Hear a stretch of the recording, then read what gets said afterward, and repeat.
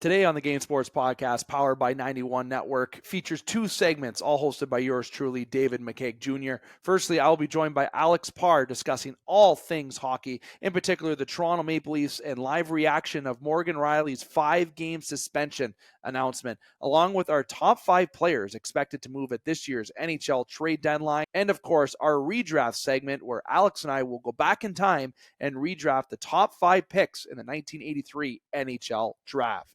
In segment 2, known as our In the Pocket segment, I will be joined by the usual football crew in our season finale of In the Pocket to give you our reaction about the Super Bowl and all storylines that came with it. Are you ready for it? Let's go.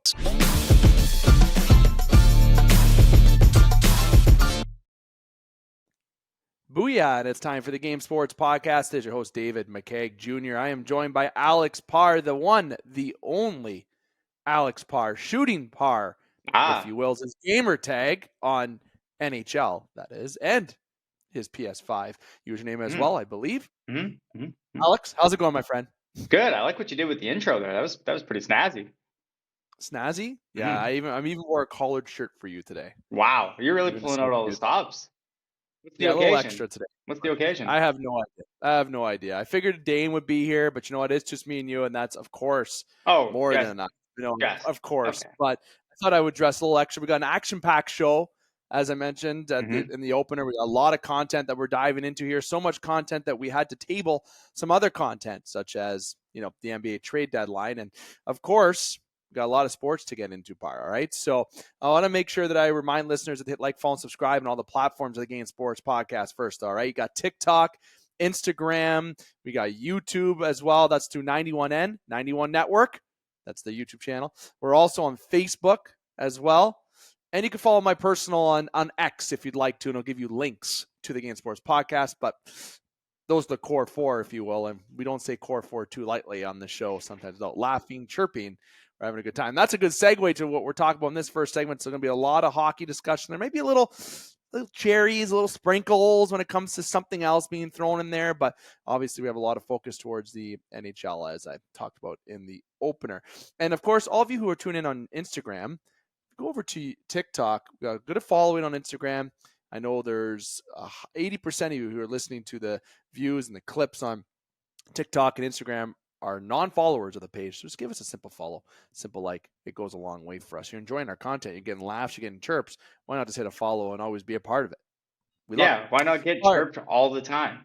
Follow us. Yeah, it's great. We have a good time getting chirped, interaction. Maybe you agree with us. We love that too. We love it all.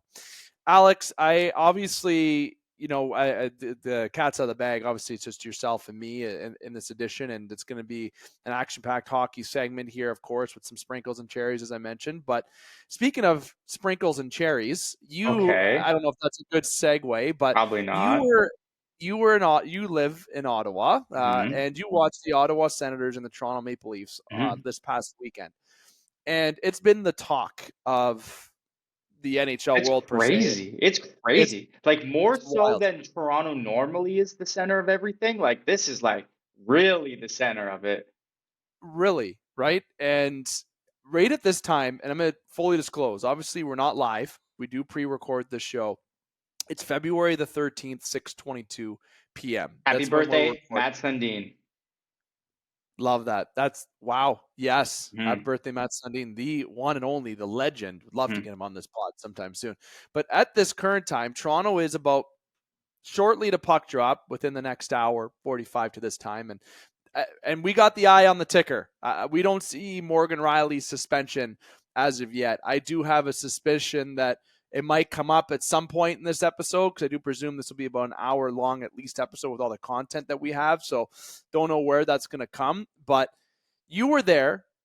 You were in good seats. You had you with a couple of our mutual friends. And the Leafs lost to a team that they should beat. But that is the story of being in Toronto, being a Leaf fan for not just this year, for the past few years. And I'm not going to get into some reaction about that yet. We're going to talk about the Ottawa Senators and Leafs game, but one thing in particular. Ridley Craig decides to go down the empty net, wind up for a slap shot, Brian Ralston style. Okay? You know. fires it. Probably not that fast. No offense. It didn't look that fast. It was a hard slap shot, though. In the midsection-ish of the net, nobody around except Morgan Rielly about, I don't know, 10 feet behind him, maybe less. Probably further. Further, yeah. Like, he was a good distance behind him.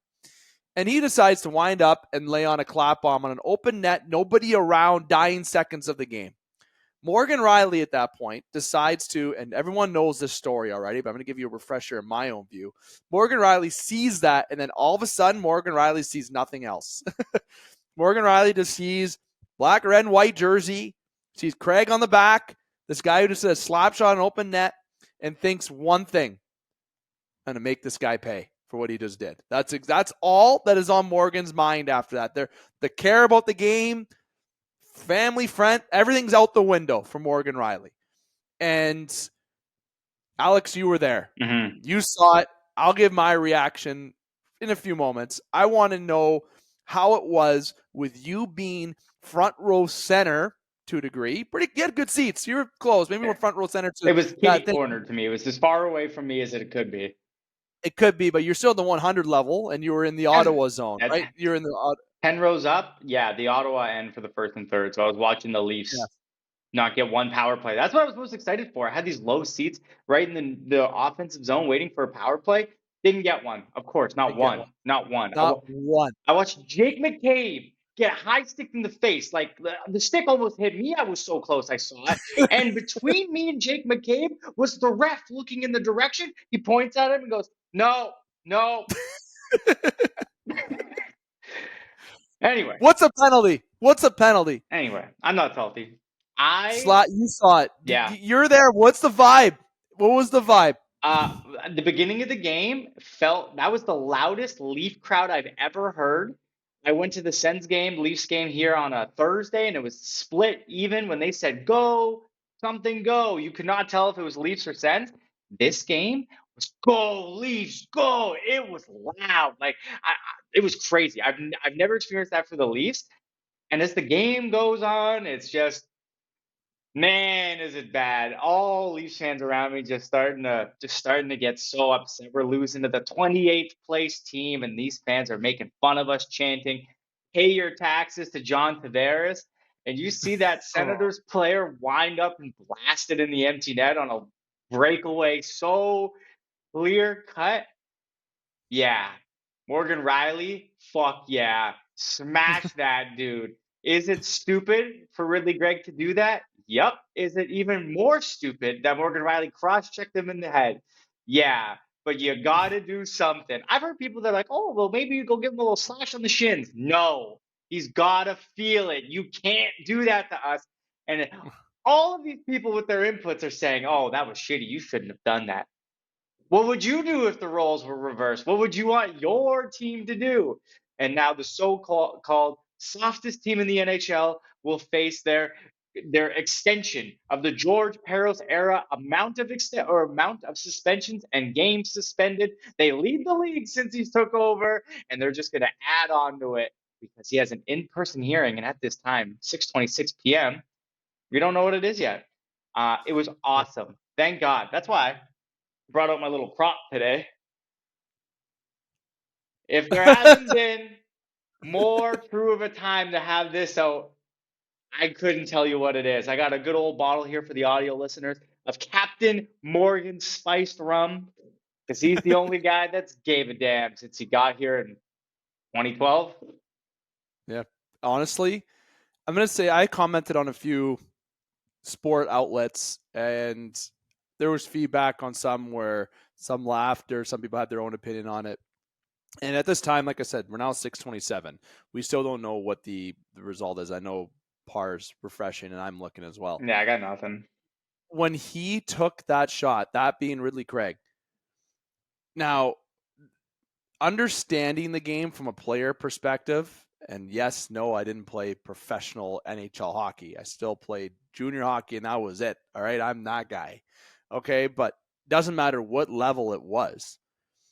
It's just knowledge embedded into our brain when there's something that's absolutely just a gong show act, disrespectful, whatever it may be. It's just lodged in. And people that do not follow hockey religiously or understand that, and maybe looked at this tape and said, well, he did nothing. All he did was do a slap shot on open net. Who cares? No. That's not true. That literally, you go down the ice on open net, all Ridley had to do was tap it in. Like, kudos to Carl Withers. Tap it in. Tap, tap, tap. Actually, no, that was Adam Sandler that said that, but you know what I'm saying? All he had to do was tap it in. They both said it. Okay, they both said, okay, good. Thank you. All he had to do was tap it in, and that's it. Skate away. Morgan Rielly wouldn't have had to do what he did. There wouldn't have been that brawl. We wouldn't be in this situation. That is an absolutely disrespectful and Bush League move by Ridley Craig. I don't care. It's Bush and Morgan Rielly. Yeah, no attempt to injure. You don't want to say, yeah, break his neck. No, we don't want that. I was saying that at the time. I was like, kill that guy. See, I was on my couch. My wife and I were on the couch, and Parr will know this. When we're watching hockey or even playing NHL video game, my dog is very suspicious. Terrified. Anxious. And the reason why is because I've swore at the TV so many times, being a Leaf fan and also a gamer, but a Leaf fan is the most of the reason why my dog doesn't like hockey. And I actually had a good turn of a Leaf this year. That's a pun. When it comes to watching the Leafs playing it, I'm trying to be mature, like a 32-year-old should be, as best as they could. But when that slap shot happened, something ignited in me as a hockey fan and player saying, are you effing kidding me? Are you kidding me? Morgan, tackle him. I was yelling, Morgan, tackle him. Beat him up. Like, I was yelling. I was yelling, and I saw Morgan go for him and said, oh yeah, let's go. And you could just see it. Like, when you see Morgan turn, there was nothing else on his mind. And that was not intended to go for the neck. It was a reaction. It was literally him just seeing one color and reacting. He didn't mean to hit him in the neck. And we're not here to promote attempt to injure. That's not what people want to do. But look, what he did was disrespectful. But I kudos to Morgan Rielly. As Parr just said, emotion. I've said it on this podcast numerous times as my volume levels go to red. My mixer's telling me to turn myself down a little bit. When Morgan Rielly should have been the one with this C. Okay, and that's no offense to Tavares. Okay, I am a Tavares fan. I got his jersey right beside me. Okay, I was jacked when they signed him. I'm still happy that they have him. There's nothing against that. It's just something with Morgan's been there, right? He was in 2013, that collapse. He's been through the rebuild. He's been through it, and he just showed what he could do by showing that emotion there. I love it. Stand up for your teammates. If Ryan Reeves was on the ice for that, Ridley Craig, I don't think would be. I think there would have been an injury. I really think Ryan Reeves would have just said, "Nah, just suckered him in the face." I really think that's what would have happened. I want to go a completely different direction on this. I understand what Ridley Craig did, and I don't know how you couldn't. Your barn, 80% cheering for the other team. You've been bad all year, and you're coming into this Saturday night, and all you can do, the closest you can come to winning the Stanley Cup is beating the Toronto Maple Leafs. So you get a chance to put that exclamation mark on it and shut every Leafs fan up in that building. Yeah, suck on this one, Leafs fan. Bow! How could you also not feel that way if you're in that same spot? You've been mad all year because your team's bad. You're going to beat a team that you love beating all the time. In that same breath, though, you play stupid games, you win stupid prizes. The only dumb thing about it, I think, is if Ridley Craig didn't think that was going to happen after, that's really stupid. He opened that can of worms. I kind of get it. And I'm a Leafs fan. Bleed blue. I was screaming for his head to get taken off. I just think it's hockey, and I can't believe that it's like this big of a story. I get it. I do, but it's not Jake Trouba two-hand overheading somebody's dome. It's not that, which was only $5,000, by the way, which is crazy. Repeat offender, all that good stuff. I don't know. Like, does that make sense what I'm saying about Ridley Craig, though? Like, if you were him, like, I could see that slipping away, especially being young. Yeah, there's that inexperience factor. There's just the emotion of the game, right? And that's What makes Bagan, it that's the same fun? It's defense. the Battle of Ontario. Are you kidding me? I Yeah. hope these guys hate each other. And I swear, like, if they better play their next game here in Ottawa next year, because if they don't, I'm still gonna get the ticket to Toronto, hop on that train, go down. That it's gonna be must see. Coincidence, they don't play each other till next year It's gonna after be that. That must is wild. see. It's gonna be so good, man. Oh, Oh, it's going to be a good game. Season opener, no Montreal, Toronto. You got to give us Ottawa, Toronto in that season opener next year. give Calling it, for it right now. please make it in Ottawa. Let me please go. That would be such a good game to see. Overall, we still don't know what the suspension is. We're keeping an eye as much as we What do you can think it should here. be? Oh, yes. So on those comments that I was mentioning, I said, no, it's not just a fine.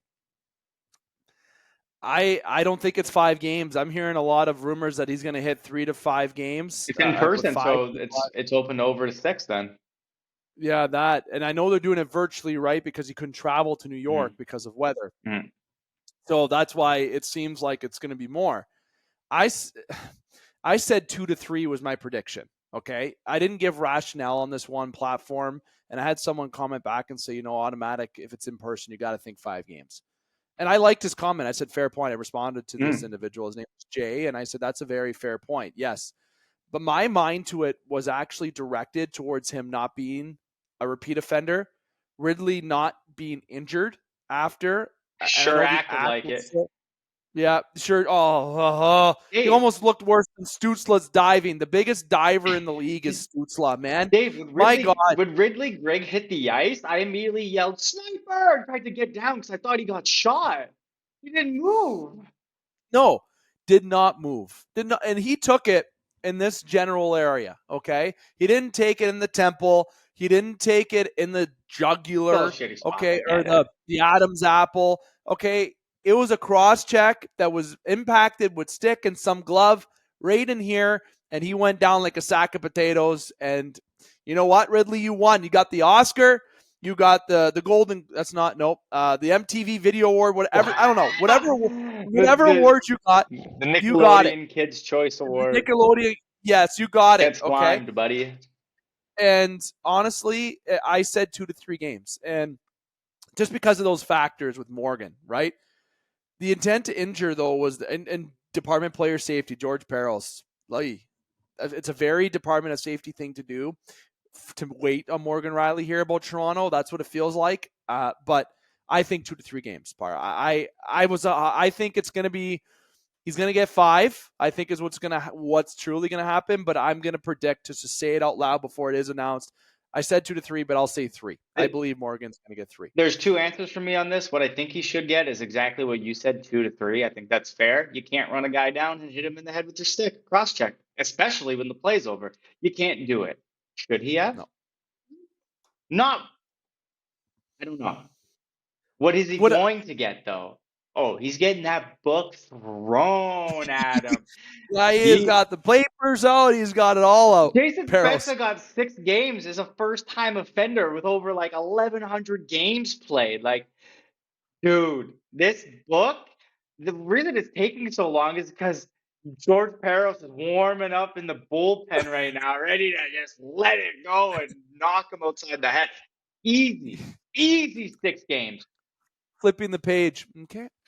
Easy 6 games. Right. You violated here. Mm-hmm. Oh, you definitely violated here. Mm-hmm. Oh, sorry, you definitely violated. That's what's happening. You're probably right, and which is so unfortunate. We see Brendan Gallagher 8 times offended, try to take somebody's head off blindside with his elbow or with his shoulder. I don't remember what it was. 4 games? 4? The Jake Struba 2-hand lumberjack slam over that dude's head. $5,000. Are you kidding me? But that's the thing. What should he get? I think 2 to 3. But what will he get? Who fucking knows? At the end of the day, there's no consistency. That's all these fans want. If you want to give Morgan Rielly 6 games now, and then that is what happens the rest of the way on any play that's close like that, nobody would be upset because that was the precedent you set. You're not just in the Department of Player Safety office spinning the wheel like on The Price is Right, waiting to see what number that suspension's going to be.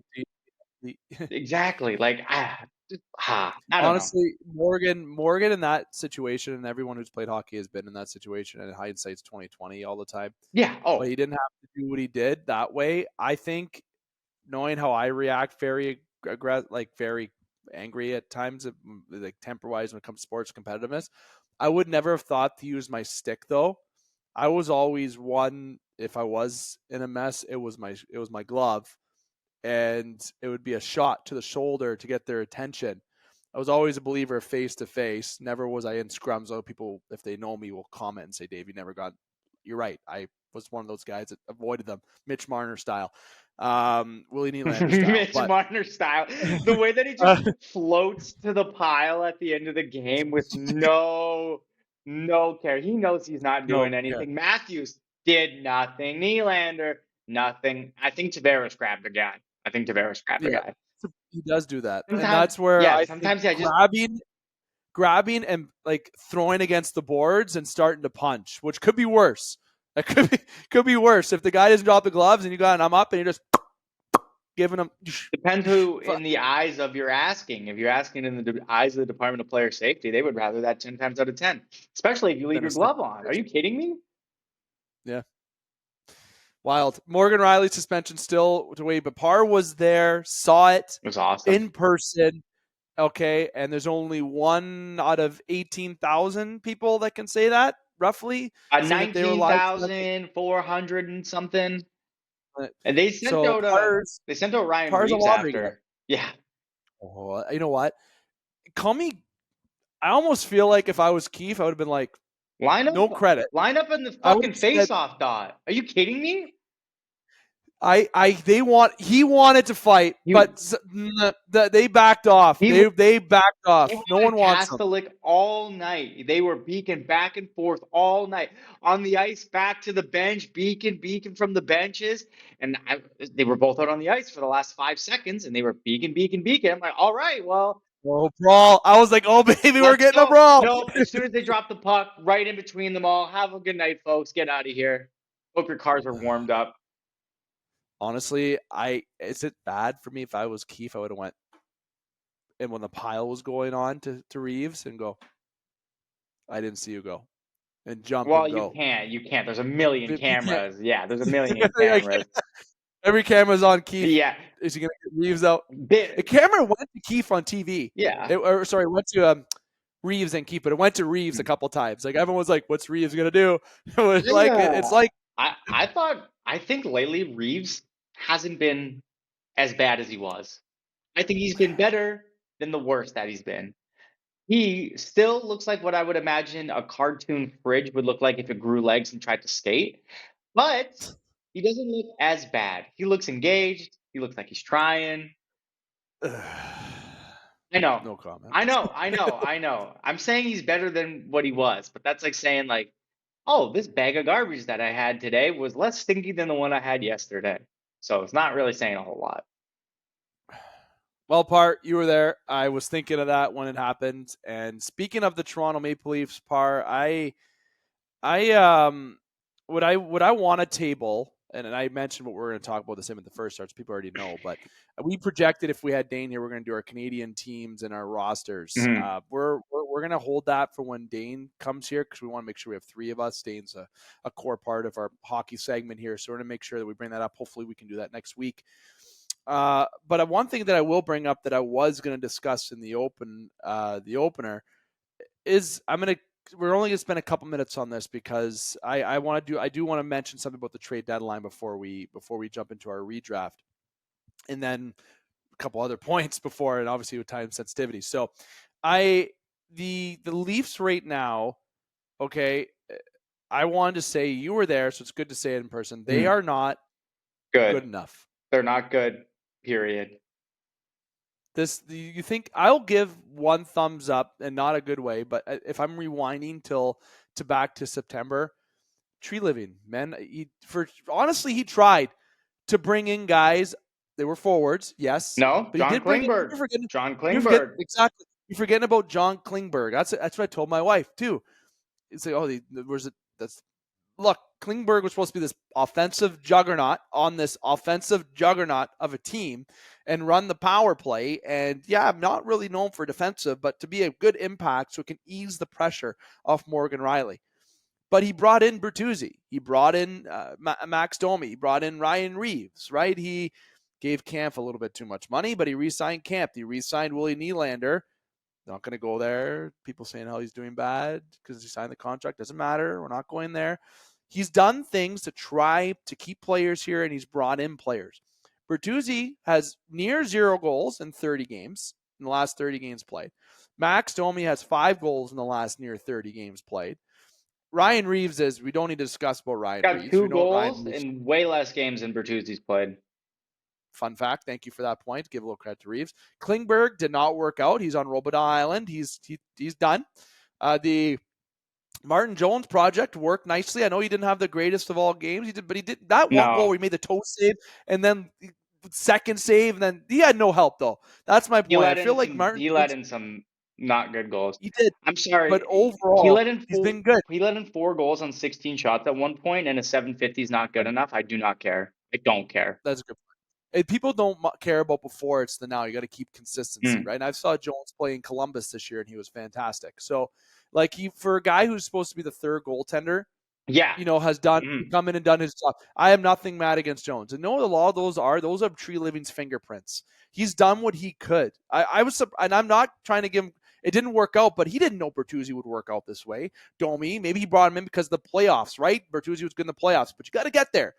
But when I look at this Leafs lineup, that defensive core is so thin. And now if you don't see Rielly in that for the next 3, 4, 5, whatever games it may be. Breaking news. Live. Yeah. Maple Leafs. Hold on. Yeah. Let me break it. Don't look it up. Let me break it here. Okay, I'm not looking it up. Maple Leafs Morgan Rielly suspended for 5 games for his cross-check on Ridley Grigg. 5 games. What the fuck, man? Yeah. 5 games. 5. Yeah, I told you. Break it down. What's going through your head? I love thinking on the spot. So since that's breaking news, Morgan Rielly gets suspended 5 games for showing emotion as a non-repeat offender in a violent hit, but not as violent as I think people are making it. And I think that's a bad call. I hope Morgan can appeal it. I hope there is an appeal. I'm trying to underline the in-person hearing rules, but I feel like an appeal that should be able to get back down to 3 games if he can have an appeal right away. But Morgan Rielly, 5-game suspension, awful. I don't think he should get 5 games. That's my reaction. He doesn't get 5 games. He shouldn't. He's gonna learn his lesson. Next time, 2-hand tomahawk chop somebody over the head with your stick, and you'll only get a fine. This is how you players learn their lesson on what they can and can't do. Department of Player Safety is my problem. That's my concern. That is my problem. But I'll combine that to what I was saying. Now that Morgan's out, the defense is not good enough to win. I'm not saying you need a Christopher Letang, prime Letang. I don't know why I thought of him, but I'm not saying you need a prime Nicholas Lindstrom, better kind of player on your team. You just need defense that know how to play defense. That's all. I want a guy who block. I want 3 defensive defensemen, 2 two-way guys, and 1 offensive guy. And Tree Living tried to actually build out this way this year, but the guys he brought in weren't the fit. The surprises this year have been Benoit and McCabe. Love that pairing. Yeah. Third pairing, great, cool. Third pairing. There's a second pairing, if not maybe the first pairing, while Morgan Rielly's absent. Okay, so that's not going to win you a championship. Third pairing, cool. Brody, I've started to chirp Brody a little bit on the television. I think I picked my guy this year who to pick on a little bit. Oh. But he's also not a first-line guy. He is a third-pairing defenseman. He looked awful in Ottawa. He looked so bad. He's a third-pairing guy, Parr. That's why he's not doing as good, because he's literally a third-pairing guy. Morgan Rielly's number 1 guy. Number 1 defenseman pairing. Not number 1-1. I think he's a 1-2, if people understand what I'm saying. I think if you have another good guy with him, it'd be one of the best defense pairings in the league. But maybe not. Morgan Rielly's done very well this year. So the Leafs, we're going to talk about trade deadline. So that's why this is going to segue. We're not going to devote all this time to the Leafs here because I know Parr likes to call us a Leaf segment sometimes and trying to pull away as much It's as half we an can from hour of it, Dave. that. So it's going to segue us into the Leafs and teams with the deadline, but it's concerning. If you're a Leaf fan right now, you don't point fingers at Tree Living. You can point fingers at Keefe if you want. I don't always see the justice in that. I can see why people get mad about the blender and people holding accountability with players. Sure, you can point fingers at Shanahan because he's been here since near the past decade. So there's fingers to point at, but I think where you got to point the fingers is throughout that lineup. But throughout that lineup, it's just not deep enough. That's the problem. They're not good enough. Are they going to make the playoffs? They probably will. They'll probably still they'll get in. If they don't get in, that is a failure. That's a big problem. So that's why I can see them getting in. But if you're expecting a run or expecting some storybook ending this year, unless something comes at the deadline that is able to be afforded by the team, then I think there's going to be that continued inconsistency and stress of Leaf fans going into the playoffs. And maybe last year was a treat because we might not see that same treat. I lose you, Dave. So, Alex, the reason why that segues us into a little bit of the trade deadline, Alex and I are going to give 5 guys that we think are tradable players. But with that, what I'll say about the trade deadline is if you're a Toronto fan or if you're a Vancouver fan or an Oiler fan, teams are almost kind of in the same realm, but I think Vancouver's more on the done sides of doing things unless they go out and get Jake Gensel. If you're the Leafs, you're looking at a top 9 forward, centerman, third line centerman, I think is what you're looking at. No, you need a second line winger for sure. Yeah. You need somebody who can score. They only have 4 guys to score goals ever. You need another guy. But the biggest thing that they need is a defenseman. And if they're 3 smart, you go get and I don't know where you're going to make a trade for 4 players.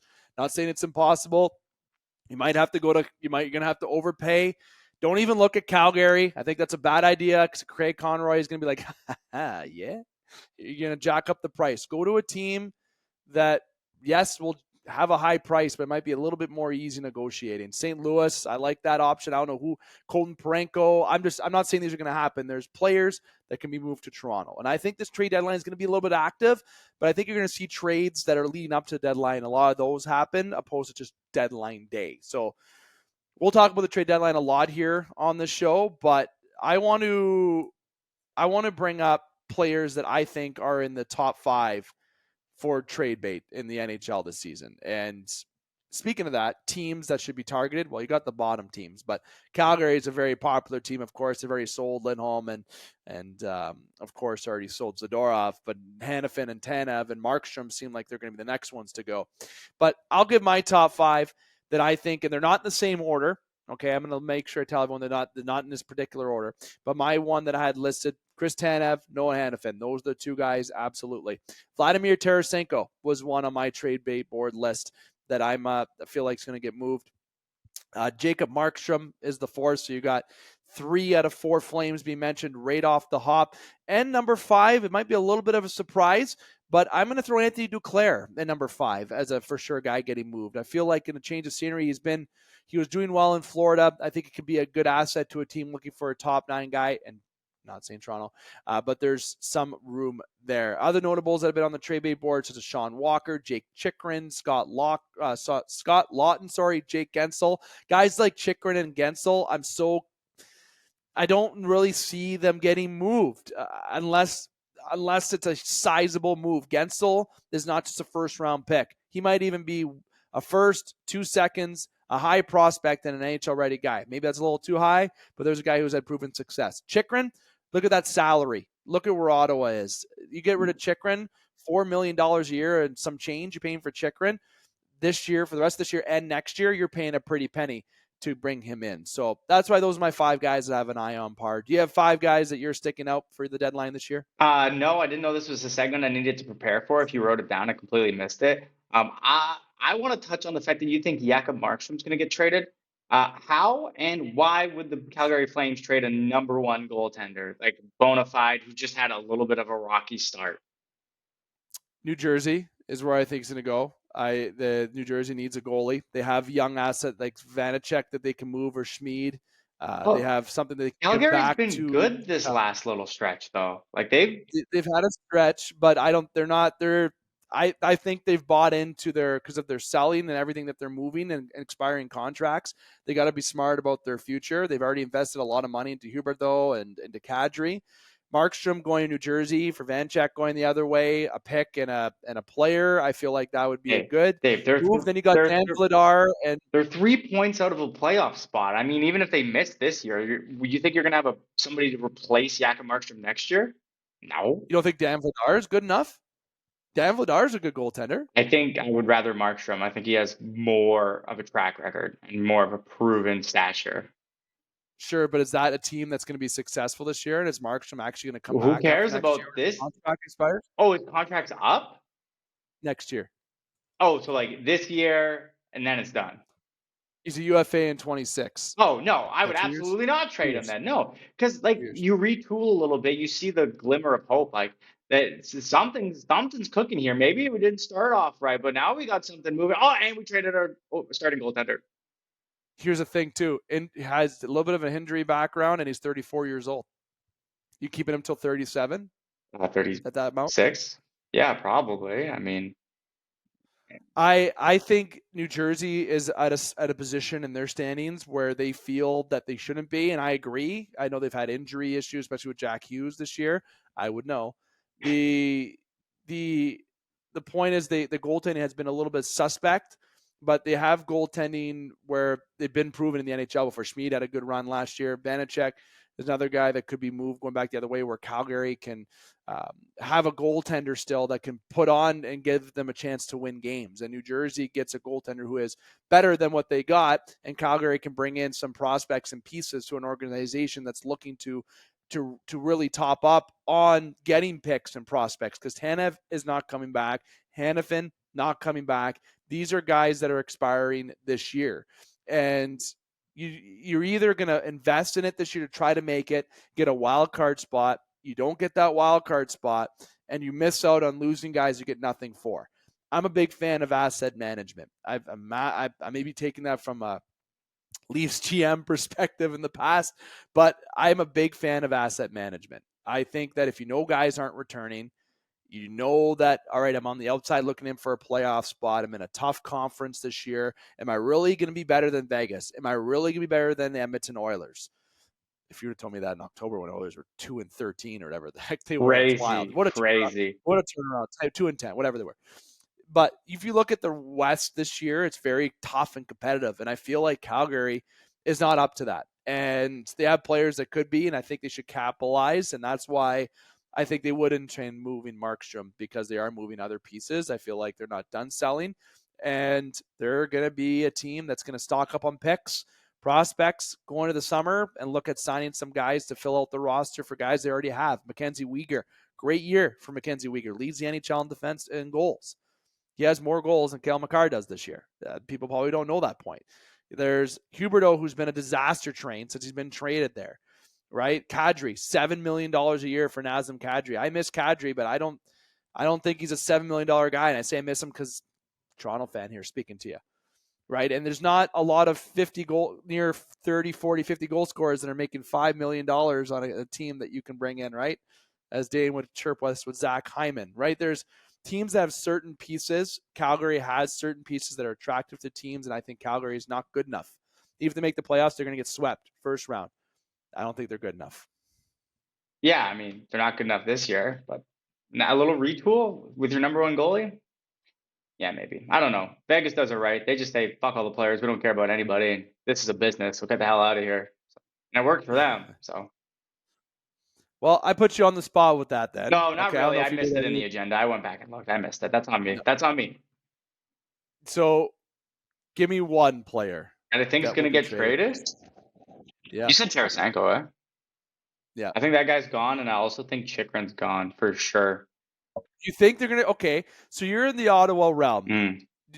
Why would it be wise – and I'm not disagreeing with you because I don't think it's been working out either. But he's making $4.6 million. He has the rest of this year, and he has next year before he's a free agent. You have a year and a half with Chychrun, right? I think if I'm Ottawa, do you make that trade? Yeah, but I only make it because it seems like the rumor mill has been that he's asked to be traded.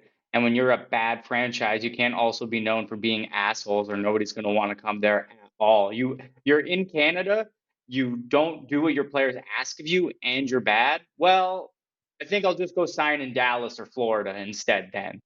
So I feel like they're just going to do it because their back's against the wall. What leverage do they have? I mean, great asset. You're going to get a lot for him. But, I mean, you're only making that trade because he wants out. I would love for Toronto to get chicken. Well, that's not going to fucking happen. Just to keep dreaming. It's not going to happen at all. We need Cody DC back. If you're a Toronto fan, I'm telling you right now, Sean Walker might be something that you're looking at. Okay. There could be like a Nick Sealer was a name that was floating around. If you got to ask who that is, don't worry about it.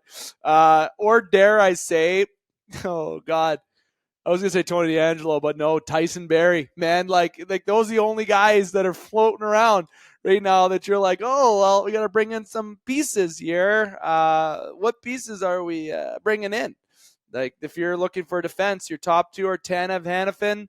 Sean Walker is really good, but after that, you're dropping off a little bit. So if you're looking in the market for a defenseman, you might have to go off the board. And I know the Leafs scouts were, as per Elliot Friedman, were watching St. Louis and Montreal, and they killed Montreal that game, 7-2. But Parayko, Justin Falk, if you're making trades for those guys, those are Chychrun level trades. Almost. They're older, right? It's a little bit different, but they're still pretty close in talent, where I'm a fan of Colton Parayko. That's why I say that. You're giving up at least a first and a prospect. That's the start of the discussion, especially if you're a team looking for a defenseman. I feel that if I was a fan of Toronto, let me give you an example, or even the Oilers, same thing. If you're an Oiler fan, you're a Leaf fan, even though Winnipeg doesn't need defense, they're great on defense. So if you're an Oiler and Leaf fan, and even a Detroit fan, listen up. Jacob Middleton, Sean Walker, Nick Sealer are your guys to look for. Or look for the draft and don't trade any assets and just deal with what you got, because why would you keep throwing shit in a meal you already ruined? Thank you, Alex, for that point. Now, Parr, I want to bring up one thing about hockey before we go to the redraft. Then we're going to close out the show. Remember, I told you before we started, you had this down for 20 to 30 minutes. I said 45 minutes minimum. We're at 41. I bet you we don't get out before an hour. Oh, we're getting out before an hour. Certainly. Got to keep it 1,000 here. So Rick Tocchet, and this transitions nicely into our redraft. Rick Tocchet was drafted in the 1983 NHL draft, and he had a very good NHL career. Okay, this is somebody who, when he was in the National Hockey League, he spent a few seasons with the Sault Ste. Marie Greyhounds. This is somebody who I had his stats up here to give you an exact one, Parr, if you can jump in on this. But I've tried to pull up his stats while I sit here. Thank you very much. He had 1,144 games, 440 goals, 512 assists, 952 points, just 48 points shy of 1,000, just under 3,000 penalty minutes as well. This is a guy who played a lot of games in the National Hockey League, and he played with the Flyers, Bruins, Capitals, Coyotes, but he spent 3 years with the Sault Ste. Marie Greyhounds, just getting about almost 200 points, or about 200 points with the Sioux Greyhounds. Good two-way guy. He had a very good playoffs one year where he had 22 goals and 14 assists for 36 points. That good? In the playoffs. Like, this is a guy who went 6th round to the Philadelphia Flyers. He's the coach right now in Vancouver. He's had a good career in the NHL.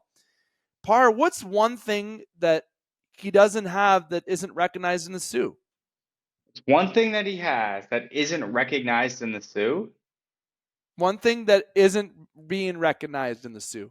Oh, I got you. You're setting me up. I got you. His number is not retired by his junior team.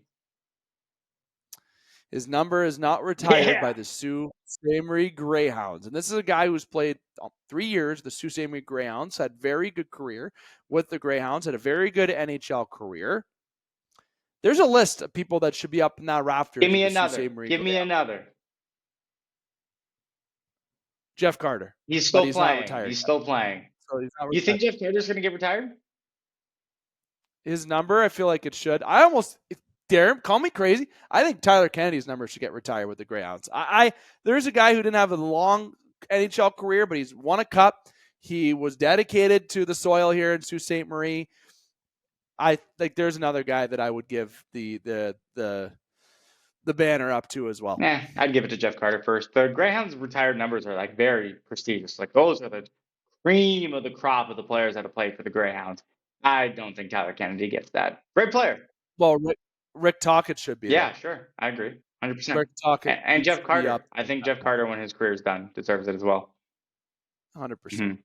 Alex, 1983. Alrighty. We're going to go in our DeLorean. We're going to have our 1980s gear on, and we're going to be the GM of 5 NHL teams. We've been hired, and we're able to shape shift. We're able to be the GMs of these teams, and we're going to make the picks for them, knowing what we know in the future. The 1983 NHL Draft, redrafting the top 5 players. Parr, go first. No, you go first. I went first the last couple times. Oh, generous of you. I will go first, and I am going to go from first to 5th. That's my routine. I know Parr likes to go the other direction, so I'm going to stick in this direction. With the first overall pick, the Minnesota North Stars are proud to select Steve Yzerman. Okay. With the second overall pick, the Hartford Whalers are proud to select the Dominator, Dom Hasek. With the third overall pick, the New York Islanders are proud to select Pat LaFontaine. With the fourth overall pick, the Detroit Red Wings are proud to select goaltender Tom Barrasso. With the 5th overall pick, the Buffalo Sabres are proud to select from the Sault Ste. Marie Greyhounds, Rick Tocchet. Love it. Love it. Ours are different. I will tell you that much. Love it. We're going to go 5-1 here. Reverse order. Number 5, Bob Probert. Are you kidding me? Get some love for another Sioux Greyhound player. Get that guy to beat the fucking piss out of whoever shows up. Hell yeah. Rest in peace to a legend. Number 4, keeping it. Same team. Rick Tocchet. Easy. We've already went off enough about him and how great he is. Number 3, the same player, Pat LaFontaine.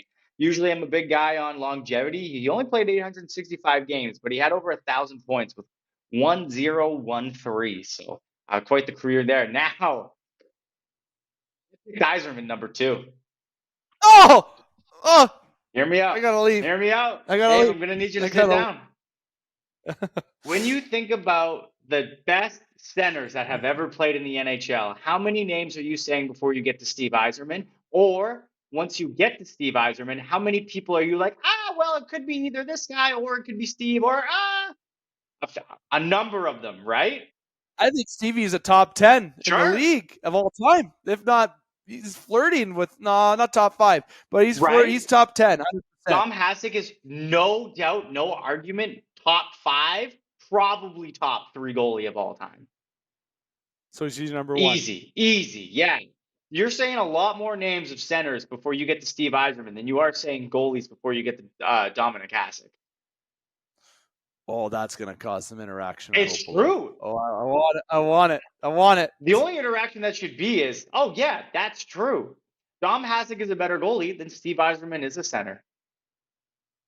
So if this happened the way that it did, so you'd have Minnesota getting Hasek and Yzerman going to Hartford. Imagine how the NHL would shape out after that. Oh. I love doing this segment. I know people, we get good numbers with it. The viewers are great. The likes are great with it. But we have fun doing this segment. I want people to know that. I think it's so cool to but then just visioning the what if factor of it. Imagine Steve Yzerman was wherever, Minnesota, Hartford, wherever he was. If you go back to the other drafts that we did, what we'll do is we're going to create an overall roster of picks that what we had. Maybe we'll figure out something for the listeners. But there was an opportunity there where obviously I had Ron Francis going first in the previous draft, so he wouldn't have really played Hartford with Yzerman. But how the NHL would have been shaped out, it would have been so. The domino effect, the butterfly effect, would be too much to read into. That's what people should do in video games. That's what they should do is you can go start the GM mode, I think NBA actually does that in 2K, but NHL should do that where you can be a GM 1970. Yeah, you can do that in Eight. NHL. You can download rosters from different years and bring them over. Oh, well, that's so cool. Bring them in a different team. That's so cool. That's so fun. That is our 1983 NHL redraft. Comment below on what you think, if we're right, we're wrong, or whatnot. Now, Parr, I'm looking at our agenda that we normally, try to follow to a T, but it is a little bit, That's it. over. That's everything, no? It is, but I wanted to give you 1 minute Okay. about the WWE for a minute. Okay. I'm finding ways to get the WWE in here the past month because I'm invested back. I'm back into it because The Rock's there. People are back in. They got me. They got me into it. It's so funny because I know people like you who grew up with the Attitude Era that are like, oh, The Rock's back. Hell yeah, I'm pumped. I'm in. And then I know people that are like, fuck you, Rock. You're ruining Cody's story. I've been on record many times to say I do not care about Cody Rhodes as much as most people. I think the story was too force-fed and too manufactured, too cookie-cutter, too easy. But then they brought The Rock in and everyone goes, oh, Cody's missing his shot. And I thought, well, hey, I don't want to see this guy get screwed at the same time. I mean, we may as well finish this story. That was the first time I felt a little empathy towards Cody. And they did a little weird storytelling, but Cody has now said, yes, it is going to be me against Roman. And The Rock's still there and he's around, so they haven't really decided what they're going to do yet. It's up in the air. It's cool. Match. I don't. Triple threat. It would be great. Triple threat. I would love that. I would love that. Roman's got help from his family for real, and Cody's up against the odds, and he does it against both of them. Cool, great story. Are you gonna watch regardless of what Rock does, regardless of the match? Yeah, for sure. What are you hoping for? The Rock. I don't like. That's why part of me was like, I wonder if they flipped the script a lot because Triple H saw this backlash online. I wonder if that was always a part of the script. I think this must have been. I don't think he's stupid enough to ruin the story that they've been working on for 2 years. So obviously all this was already planned. That's where I was kind of skeptical. I was like, is this like real? And then like The Rock does a good job acting, man. He does a good job. He's a good actor, we're talking about how we don't know. It's like the whole point, and that's how you know they're telling a good story because they're blurring the lines between what's real and what isn't, right? And that's there's SummerSlam in between. No, right? There's Elimination Chamber and then and then WrestleMania. That's right. Sorry, it's Elimination Chamber, not SummerSlam. Yeah. So my prediction, I don't know what, but my prediction on the story is something's gonna happen that will create a domino effect from Elimination Chamber. Something will happen there. If it's a match, if it involves The Rock and somebody else, Roman, somebody else, Cody and The Rock maybe are going to fight, make it a number one contenders match. I don't know.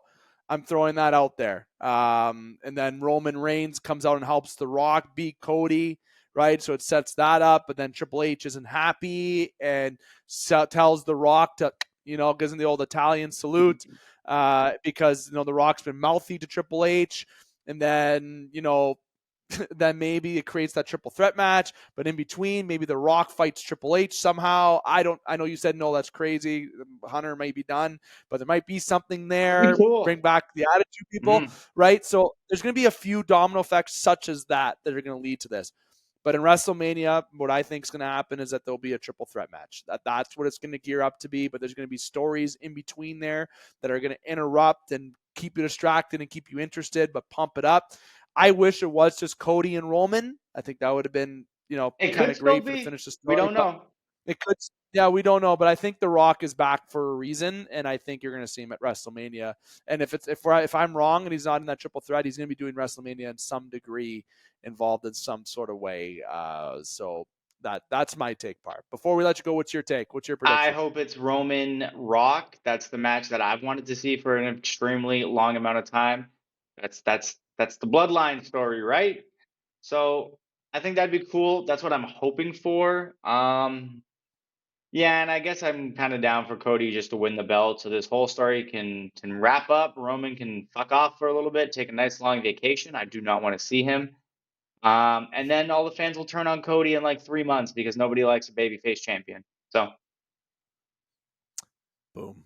You heard it here. Boom.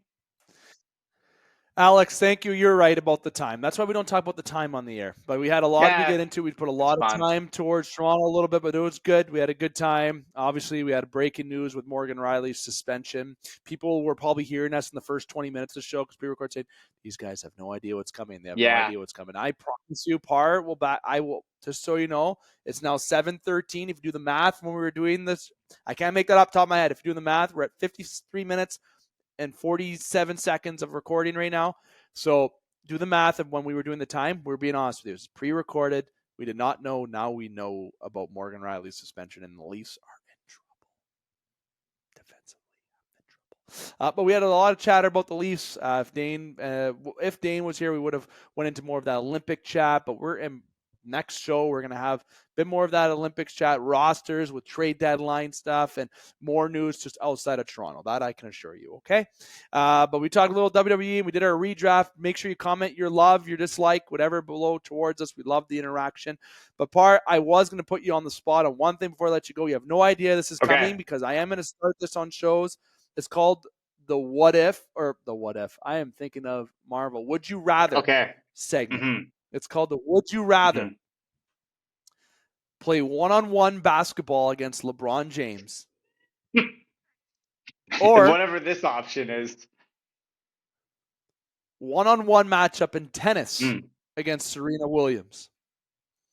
Who do you think you'll have the best chance to get to beat? Who do I think? I don't have a chance against either one of them. I don't think I have. You got to make the prediction. You have it's on the line. Who you going to challenge one-on-one, LeBron or Serena? I think if I was on a basketball court alone completely by myself, I'd have a better chance at putting the ball in the net than I would on an empty tennis court and keeping it in play with a half-decent shot. So just based on that alone and not who I'm going up against, I'm going to pick basketball on the chance that maybe LeBron's tying his shoe and maybe I can just throw it up over him. Love that. The Would You Rather segment coming. More of these questions are coming soon on this segment as well, and they'll be great for clips. My choice is LeBron all day. I just want to go against LeBron. I just want to talk to him about Fortnite. Serena would take me out. Like, I wouldn't have a chance, man. I feel like I have a better chance against LeBron than Serena. I'm not going to lie to you. Like, I have no chance. Serena Williams, I would just bow to her and be like, not a chance. One of the scariest things I've ever seen on television was it slowed down and showed Serena Williams like celebrating, like fist pumping, like, yeah, bitch. Like she's like screaming. That image is burned into my head. That scared me. I was like, I will never be that intense regarding anything ever. She might be one of, if not one of the best athletes of all time. Easy. Undertaker, baby. Yeah. Joey Chestnut, Serena Williams, Michael Jordan. Joey Chestnut. Do you think you can beat him in a hot dog eating contest? Yeah. Maybe that's the next Would You Rather. The next Would You Rather. I'll beat him, all right. Oh, God. Parr, thank you, my friend. We're going to take a break. When we come back, we got In the Pocket, the last In the Pocket of the season. Wow, time flies by. What are we going to do with our agenda? Well, that's up to me and us to decide because it's a hole to fill for sure, but we will fill it. Look what Parr and I did it in an hour. Lots of sports we could talk about here. Parr, thanks, my friend. Of course. Obviously, it's been Alex Parr. He is, of course, longtime member of the Game Sports Podcast, and, well, he's the man. He's the man, myth, legend. He's a part of producing shows. He can do very good editing clips. That's all I'll leave it at. I think that clip you did was amazing. Oh, you like that, eh? I think that was so funny. Great job. Thank you. And the Game Sports Podcast, powered by 91N, is going to take a quick breather. I'm going to have a sip of my beverage, my per-show beverage, before we kick off In the Pocket. Don't go anywhere. And welcome back to the Game Sports Podcast. David McCaig continuing to host you this evening on the Game Sports Podcast. Now I'm joined by the usual crew here on the In the Pocket segment, the season finale of the In the Pocket segment. The one and only EJ Russell and Justin Hykel. I'm going to go all the way first to Escanaba, Michigan. The one, the only, as I said, EJ Russell joining us here on In the Pocket. EJ, my friend, how's it going? Yo, and I told somebody I'd say this today. Sports be sports. Okay. That's a little shout out to a local listener here. But yeah, happy to be here as always. I have a slightly lesser content beverage today. As last week's file was corrupted for who knows what reasons, but definitely not my own. It's definitely Dave's fault, but happy to be here. And I'm just saying I'm not wearing a hat today because I'm ready for a picture. The crown. Oh, the crown. I was going the employee of the month. Those that know, but I'm ready for. Come on now. Well, we're saving that for the end now. Unfortunately, I think people are going to get the hint. If you're in the pocket loyal follower, if you're new, you'll find out soon. The one and only EJ has another crown coming his way. Maybe that's what we'll send him, is a crown. Justin Hykel, my friend, season finale. You know what that means when football's done? That means you're going to start coming back onto other podcast shows. Didn't say what kind of podcast shows, Dave? Not saying it. What kind of podcast shows? Other segments. Sorry, I shouldn't say podcast shows. Segments. Okay, fair. That's your bailout. Yeah, everyone comes to me for my wealth of basketball knowledge, so that's what I'm here for. That's the best story of all time. Talking the hoops. That's what I got. By the way, I will say this, Hike. Let me interrupt. My March Madness brackets are coming up. You guys want in? Boo! Yes, probably though. Yes. Probably the boo, Dave. We're talking about basketball. Basketball. Okay? I'm not saying the other sport. March Madness brackets, you guys are in. We're talking about gambling. We're not being perverts. Yeah. Yes, let's do. I'm in on March Madness. I love March Madness. Go Duke. Go Blue Devils. Justin, though, sorry, back to you. Season finale of In the Pocket. You've been here since day one, man. You know, the In the Pocket segment has been going strong over 6 years. We're going to be hitting 7. Yeah, it's kind of a bummer when we get to this point. I mean, like, yeah, everyone's had fun. It's been a great year. Like, now we're like the Narcos meme now. Like, what the hell do we do on Sundays? Just stand around in our house, look at stuff. USL and XFL merged. Yeah, that did happen. And I mean, the Elimination Chamber is next weekend, so I can get hard into wrestling again. WWE is something we've been talking about a lot here on the show. Cody Rhodes versus Roman Reigns, couldn't be more excited. This is gonna be a juicy one. I'm all for that, and I mean, I'm real happy that R-Truth is back. To be honest, that's big R-Truth guy right here. He's in Judgment Day, right? Well, I don't know. I said last night. It sure says so. Pretty definitive no last night, but I would like to get one of those shirts. I am pretty excited to see what comes after this finale, but that's not remind listeners, though, that there's always football. Just so you're aware, speaking of other content, I believe this is true. R-Truth is the most decorated WWE championship or champion of all time because of how many times he's won the 24/7 championship. I think he's won more titles than anybody else. The greatest WWE champion of all time. I think Gronk, to be honest, was the last person to hold or one of the last people to hold the 24/7 title. He had to relinquish it to unretire. Oh, Gronk, who missed again on his kick.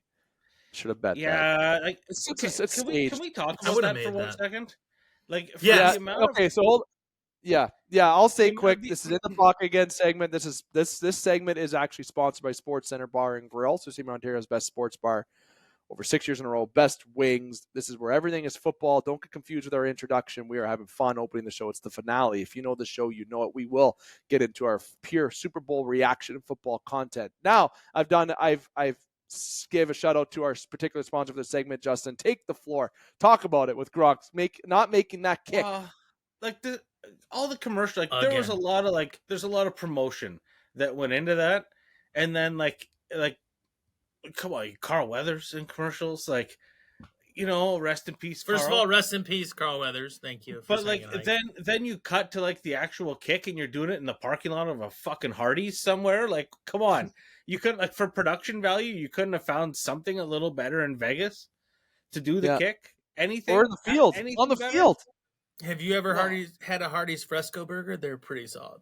I honestly don't think. Neither have I. Just thought it'd be a good joke. You guys ruined it. I haven't had Hardee's in 25 years since the one in Michigan closed. Last time I had Hardee's was actually, I will admit this, they have a decent sausage gravy and biscuits breakfast with some potato wedges. Solid. Sounds delectable. Solid. Yeah, delightful. Good peppering. I think it's scripted, man. I people think, and I'm wrong. You think one is? I feel like that kick. Like, are you serious? He can't kick that. It's I not feel easy like to he kick. can. Hey, Gronkowski can barely put a sentence together. I just feel like he I'm fakes gonna say a this. bit. He's not. I'm not saying he's stupid, but he does sound stupid. He is not a great linguist, right? He can't put together words the way that Hike, you, or I can, right? But you can put him on TV and he can say something smart that sounds stupid, and everybody goes, "Ha ha, Gronk!" Like, if he misses that kick, all of you are like, "Well, he's not a kicker, but he's still funny." But is it not It works slight for of him. you to think that's scripted? A little bit? No, man. No. Professional NFL No, I think kickers he can't hit those kicks. If they're sometimes. yeah, Jake Moody. Yeah. Yeah.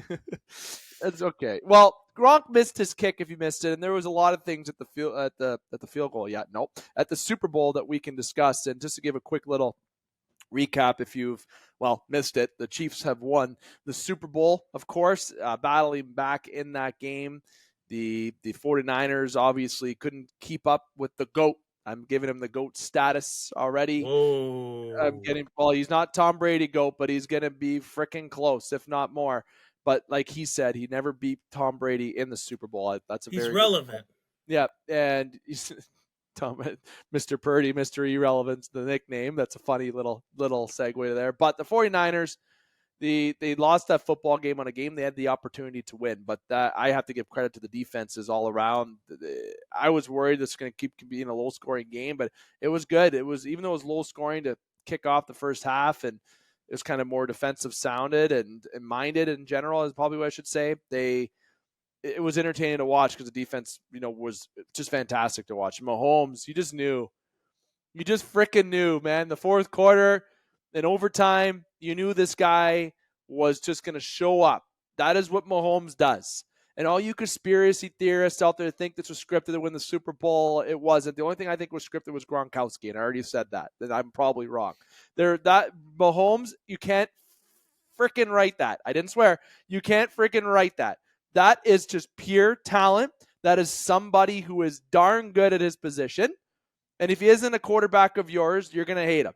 But if you have him on the Chiefs, you're going to love him. But if you love the game of football, you respect what he does, because he is, when he's on the field, he makes anything happen. I would just like to say this. Right now, I respect my wife because I think when I picked up Macy before the podcast, I think she just took a big old shit right around the stool. And Britt, come here. Will you come here for a second, please? She just, on her hands and knees to not be in the shot, crawled and picked it up. Can we give Britt a round of applause, please? I'll give her a round of applause. Thank you. Thank you so much. Yeah. I think that's also bad on me because one of the dogs definitely just pooped in the house while I was here, so I'm in trouble. But Patrick Mahomes is certainly getting close to GOAT status. I mean, he's playing great football. I mean, he's about as great as Brittany is picking up that dog poop. That's talent. Now, Mahomes. Thank you, honey. I'm so sorry. And with Mahomes and the offense on both sides, I feel like when you watch that first drive with McCaffrey, right? You see McCaffrey, he just looked like he was going to turn it on the entire game. And he was great the whole football game. But the Chiefs defense, despite some careless penalties resulting when could have a fourth down, they get a first down out of it. I think both sides made plays that could have been avoidable. And if you thought the Niners were going to win this game easily when you were watching that game, you don't know Patrick Mahomes. You don't know Mahomes. You don't know the Chiefs, man. It is so amazing to be able to watch. And I had the luxury as a Steeler fan to watch an elite quarterback in Ben Roethlisberger, who was able to be clutch in moments. Justin, you saw Peyton Manning, like you're able to see that as a Colts fan. EJ, I won't give you any option really yet, but it's coming. Joe Flacco. Yeah, this year. Yeah, this year. Joe Flacco, yeah. So, it's amazing, though, what you can do with a quarterback that can get the job done for you, man. And not only can Mahomes get the job done for you, he is literally the best quarterback in the NFL. If there was any question to who is the best quarterback, there's your answer. He stepped up right there the entirety. EJ, I want to go to you for your points that you want to bring up about the Super Bowl before I go over to Justin, and we'll feed off each other with that. My first reaction is that my wife just let the dogs out and Dixie pooped, so it's definitely Macy that pooped inside. Again, all the credit in the world. Brittany, I love you. All right, the dogs are doing their thing. But no, this Super Bowl, I will say, was won in the most uneventful of ways. This was one of the more non-cinematic, is the way I'm going to say it, Super Bowls in history, right? Like, you remember the Steelers, Cardinals, Santonio Holmes, the toe tap. Yeah, Falcons, baby. the Falcons against the Patriots, Julian Edelman catching that ball barely off the turf. Titans, Rams, reaching out to the 1 yard line, Dyson, and just missing. Yeah. This Super Bowl didn't give you a true Super Bowl moment until the game was won. And one of the things that I heard early out of the world of San Francisco, I don't want to say fans, I don't want to say the team, just the world of San Francisco, was that they weren't aware of what the rules were in overtime. Now, I'm going to give one of you guys a second here to look this up while I bring it up, what the overtime rules are for the Super Bowl. And one of you guys, please look it up and pull it up and read it for us. But if you don't know what the rules are in overtime of the Super Bowl, do you really deserve to win the trophy? Because being a Super Bowl champion is about being one of the most prepared teams and having the right game plan. And if you don't know the rules, I'm sorry, you deserve to lose the Super Bowl. There's a reason that San Francisco has lost the last 3 Super Bowls that they've been in. And all 3 have been relatively recently. And I'm not saying it's because they're doing anything wrong. I just don't think they're doing the things right to be a champion. Well, Justin, I'll give you the first reaction to that. And in the Super Bowl rules in overtime, obviously both teams got to get possession. It's something that when you're in the game, you got to know. And if you don't know it, if you don't know the specifics and the changes, what are you doing? This is stuff you got to know. It's your sport. It's the sport you love playing, and that is something that they dropped the ball on, per se. Yeah, I don't know. I don't like that narrative. I mean, I get it. I mean, if you don't know the rules, it is. But I don't. Shame on you. Yeah, like it's to me, it just seems like, is it plausible? 100%. It just seems like such a silly. Yeah, if you're a professional coach, you should know the rules. Yeah, like that. Why would you even say it? Come up with a better. Yeah, I don't. You lost. You just lost. We lost. It didn't. We got outgamed. You could say I got outcoached. You don't say. Don't say I didn't know the fucking rules. That doesn't. No. How does that help? I thought both teams played sloppy. It wasn't a spectacular. To me, it kind of looked like they were playing a Super Bowl in Vegas. I don't know how else to say that. More excited to be in Vegas than playing the game. I heard one of the guys on the Niners was hungover. Well, let me give you a couple of the rules. Like I said, so you got both teams got to get possession in the overtime. Each team will have the opportunity to possess the football. Essentially, a good way to put it. Each team gets 3 timeouts during the half. The same timing rules that apply at the end of the second and fourth regulation quarters also apply to the second and fourth. It's a 15-minute quarter, right? Exactly. If there's still no winning at the end of the fourth overtime quarter, there will be another coin toss and play will continue until a winner is declared. If the score is still tied at the end of the overtime period, is what the words that they use, quote unquote, or if the second team's initial possession has not ended, the teams will play another overtime period and will continue to play regardless. There's a 2-minute intermission. The team that lost the first overtime coin toss will either choose to possess or select the ball, which will defend, unless the team that won the coin toss deferred that choice. So there's multiple rules, but ultimately, okay, it is different in terms of, well, each team gets possession of that football. If the Niners score a touchdown, the Chiefs have an opportunity to score the touchdown. If the Niners get a field goal, but then the Chiefs get a field goal, we're tied. The play keeps going. That's the only, you got to understand those part of the rules. And if you get a touchdown, and you keep going, guess what? Possession continues to flip until somebody doesn't get that touchdown. And if the Niners get a field goal and the Chiefs get nothing, game's over. And you very simple. Even if you were that unsure of the rules, you couldn't ask one of the reps. It's the Super Bowl. There's 17 extra linesmen out on the field. There's You're getting $500,000 a game. You couldn't ask one of those guys that's getting paid a couple hundred G's up in the press box as your coordinator, like, hey, could someone Google this? So I think the big controversy when it comes to Niners fans is that the first score of overtime was the Jake Moody 27-yard field goal. And I think that they thought first score wins. And the sad part is after the lockout, and what was it? It was like 2018, 2019. Yeah, but even I was going to say, that's when they changed it to no, if you kick a field goal in the regular season, that doesn't win the game. It's not first score wins unless it's a touchdown. If the Niners go down and score a touchdown, game's over. Yep. Now, I don't like the overtime system, but the Niners flubbed up. The Niners flubbed up, and did they not choose to receive the ball? Yeah, okay. Is that a mistake? Let's talk about that. Yeah, to me, honestly, and we talked to a couple of guys. I'll say this. My buddy asked me to bring this up. I said this wholeheartedly. I would have taken the ball. Absolutely. But your guys' thoughts?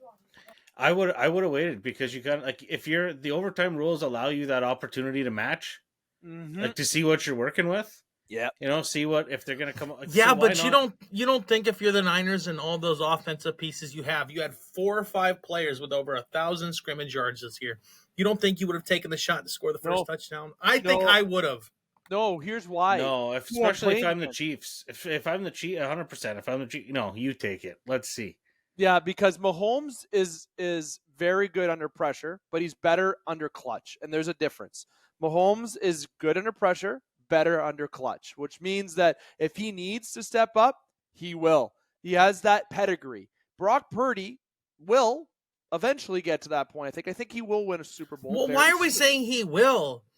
He is Mr. Irrelevant and just brought his team to the precipice of a Super Bowl. Can we please admit now that Brock Purdy is legit? He's done this for 2 straight years. Yes, he's legit. 100%. What other he's done more than I think. He's done more than Kenny Pickett has. I'm throwing this off the cuff here, but I think he's done more than any other quarterback that was drafted in the first round of that draft. Correct. That's. But honestly, it's a good slant line. I am not taking that football first. I don't even care if I'm the Niners, you don't take that ball first because of what I mentioned about Mahomes. I think you do take the ball first there.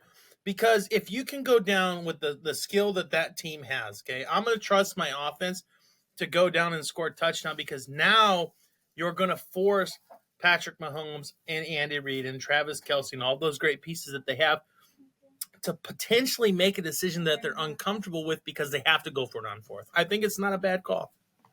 Justin, when I look at football, and I'm not a coach in football, of course. Obviously, you've played. 99 times out of 100, Dave, I'll agree with you, but in this instance, I don't. No, and that's good. In regular time, I'm taking the ball. That's every time. In this situation, I'm honestly not, and my gut reaction is no because I want to see what they're going to do. Yeah, but I mean to EJ's point too. I mean, then you're playing from behind. Like you've got the gun to your head, so they know you have to get a touchdown. Yeah, so they can hold back. It's an interesting. Put the gun to their head before they put it to yours. It's like playing Russian roulette, but knowing where the bullet is. And it's tricky. It's tricky because you're starting fresh. There's no momentum really right there, right? So that's a good point. That's it's a tricky one. I mean, honestly, you could debate this forever. I don't know that there's 49ers fans. There's no right answer to it. But I will wholeheartedly stand by take the ball first there. Comment below what you think what you would have done. Honestly, because of debate. Dave? Can we put a poll? Yeah, I think we should do a poll reaction. I put a poll on our TikTok page too. Put it on the TikTok page. Who takes? Do you take or not take the ball? My answer. EJ's given his. Hykel's given his. I'm giving the ball to Mahomes first because I feel like he's better under the clutch than under pressure. Now, can I ask you a question? Yeah. Out of everyone on the podcast that's made decisions involving games this year, who's been most accurate? You we're not going there yet, but you. I'm trying to give you the segue, buddy. You know who wasn't a standout for me in the game was Pacheco. I feel like that entire game, Pacheco was arguing, I don't want to say crybaby mentality, but he wasn't running the ball effectively. He had under 70 yards and 20 carries, whatever it was. He got a couple first downs when they needed to get first downs. I felt he got I'm with Hyke. I think he got big first downs. He wasn't an impact player on the score sheet, though. The Super Bowl is a tricky one because this it's a true test of a team, right? Like it's got to be the team has to win, and it's not about Pacheco's stat line. I mean, it's not about Kelsey's stat. No one went into it and said Marquez Valdez-Scantling is going to be the Super Bowl hero. I mean, there's probably a couple guys got him on the DraftKings that are pretty happy with their bank account right now. But you know what I mean? The majority of us didn't say he's going to be the guy. He's the guy today. The guy that got cut from the Jets and, or traded from the Jets at the beginning of the year. I will say this. I'm not surprised that it's him, but I'm surprised that it is him. I think he has a ton of potential, but he screws up a lot. Good for him. I mean, congratulations. What a game. Buffalo, he had those drops. Was it that game? So I think, and it's unexpected play too, right? You knew as soon as Patrick called that hut, he was not looking anywhere else but to him. There was. You know what though? I want to give Patrick. You're on a first name basis with the State Farm agent now. Come on, Dave. Jesus. Shout out to KC's offensive line because they couldn't. Mahomes was almost untouchable back there most of that second half of the game. That was. Can we also give Chris Jones a little bit of love? I thought he played with a lot of passion that game. So much. He didn't end up on the score sheet a lot with tackles for losses or sacks or anything like that, but you could see he was making a big impact in that first half. He was a menace out there. On the other side was Bosa. Like when you see that guy, Bosa had a nice game too. I feel like they both had great first halves, and then defensively, everything kind of quieted down in that second half. Nobody played good football in the second half. Just me, if I was a quarterback and I saw Bosa chase me, I'd be fucking scared shitless, man. I'm like, you know what the best part about that question is? Which one? Which one would you rather? Like, you know what's funny? We started a segment on our previous segment called Would You Rather? And in that question, we asked, would you rather play against LeBron James one-on-one or Serena Williams one-on-one? What would you rather do? LeBron James. And everyone, LeBron. That was LeBron, yeah. 100%. I think Serena would make an example of the fact that I was thinking it's a good idea to do that. And LeBron can't play tennis. Serena Williams can play tennis. What sport are we playing? If we're playing baseball, I'm still taking Serena. If we're playing beer darts, I'm taking me over LeBron. Their own sports, basketball and tennis. So let me ask you, what you rather? Would you rather get chased down by Jones?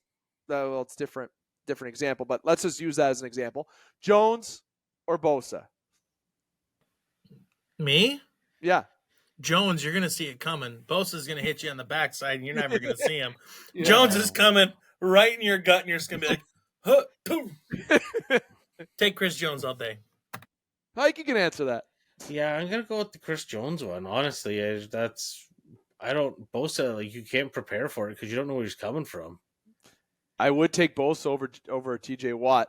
Not going to lie. As a Steeler fan, I've watched. Who was the defensive player of the year, by the way? Was it TJ Watt this year? Yeah. It was? Sure was. Oh, I thought it was Myles Garrett. No. Come on now. Myles Garrett was the defensive player of the year. NFL coach of the year was Kevin Stefanski. Assistant coach of the year was Jim Schwartz. And comeback player of the year was Joe Flacco. Clean sweep for the Cleveland Browns at the NFL honors this year. Dave, don't you dare try to tell me I'm wrong. I was going to say, because I was pretty sure it was right. not. Yeah. TJ Watt, Max Crosby, now, Micah Parsons were the other guys. So what you saw, what Dave, you probably saw was a lot of the memes that are coming out, and people are like, oh, how is Myles Garrett the defensive player of the year? Because you go and you look at the stats. TJ Watt did do better in every single statistical category. Yeah. But look at Micah Parsons actually gave a good take on it. He goes, you saw this, Dave. He goes, he's the best player on the best defense, and he impacted plays that didn't count in statistics. Myles Garrett, defensive player of the year. So if Micah Parsons says that, you take it. Myles Garrett was a game changer out there absolutely every game. Every play that he's on the field, he's doing something. Man, that's also another. He's the new Aaron Donald. Freak. All these guys that you can go back in time to Urlacher. Even Dawkins is a safety, man. I love Brian. Dawkins. Good pull with Brian Dawkins. Dude, Dawkins come down to the box and just smack you. I was in the kitchen one time. My parents' house, and the TV was a little bit away. He was in the kitchen, and he met Brian Dawkins, and he wasn't. You just hear it. The guy was a truck. It's wild. It's wild. But I apologize. I got the Garrett thing wrong. But nonetheless, there's guys, and we started the what would you rather segment in our other segment. We'll have to start introducing it in this segment next year when we start it. Would you rather JJ Watt's hair from the first half of the game or JJ Watt's hair from halftime on?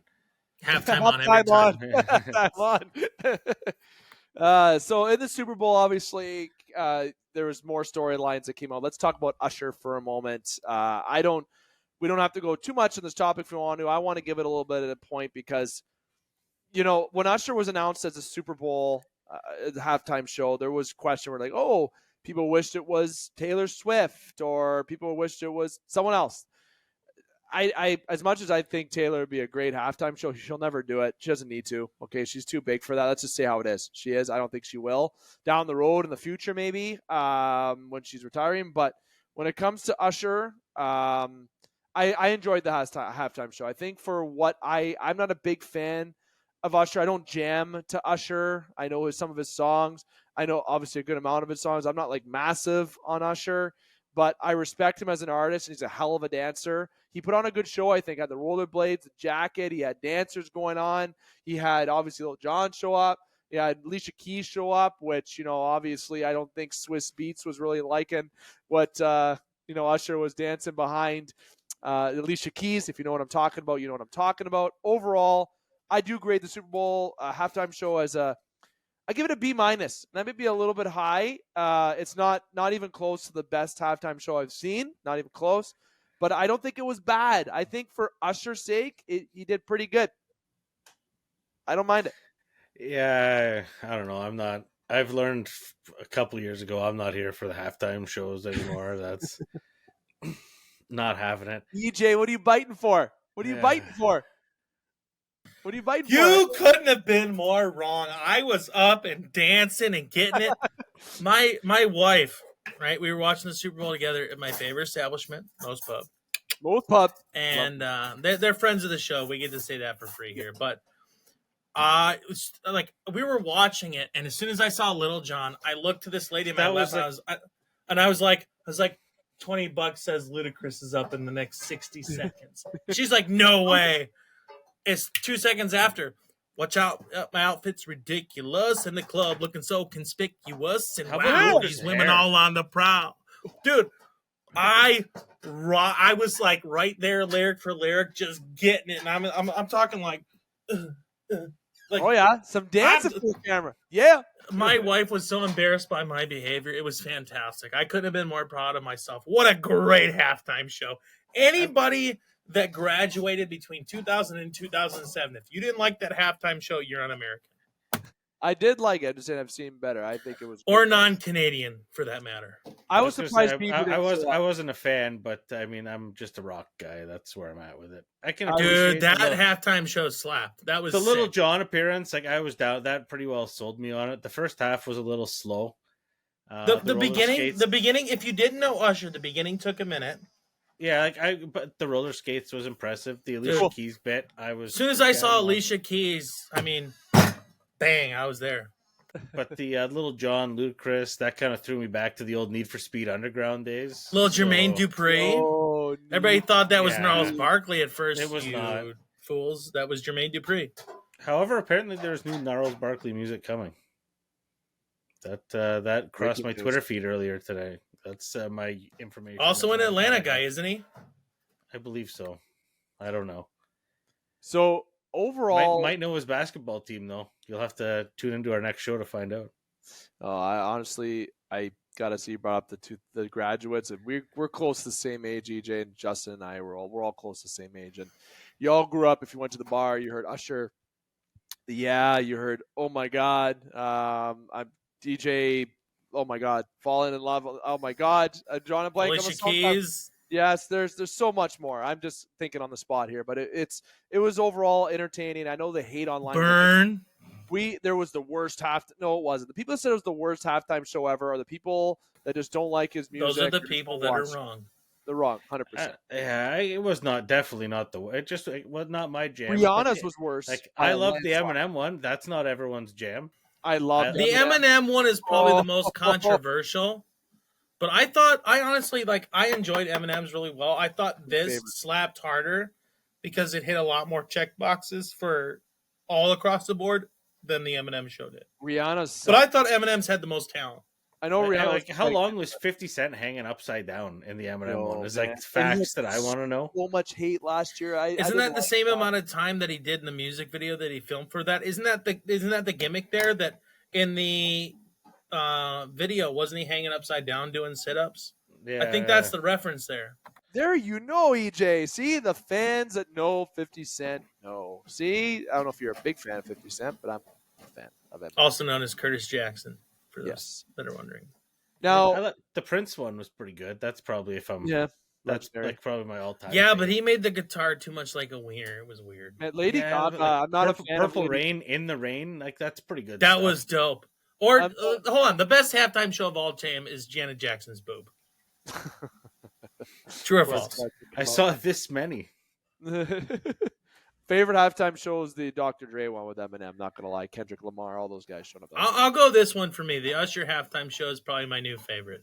That's good. See, I like to hear that because that slapped for me. It was good. It wasn't bad. Like people didn't like the Weekends either. They're wrong. That was so good too. He had the same kind of but the Weekend is too much for young people, not so much us and above. Yeah. Overall, though, guys, the Super Bowl, I want to give our grades to go around. We talked about the game. Obviously, the Chiefs won the big win at the end. Overtime, we saw a little extra football, little controversy in terms of some people not understanding overtime. Kyle Shanahan not pulling off in the Super Bowl, shades of losing or being up 28-3. Not as much, but still losing in the Super Bowl. With a very talented team, very talented offense, defense. Purdy's the real deal. McCaffrey's still McCaffrey. Ayuk, and I'm a big Debo fan. He was great for me in fantasy this year. I despite some injury, this is a team that is going to be good still next year. The Chiefs are going to be good. The Lions are going to be good next year. Very excited, looking forward to what next year's going to bring. But the overall grades on the Super Bowl, I'll kick it off for grades on the Super Bowl. I'm going to give it a B+.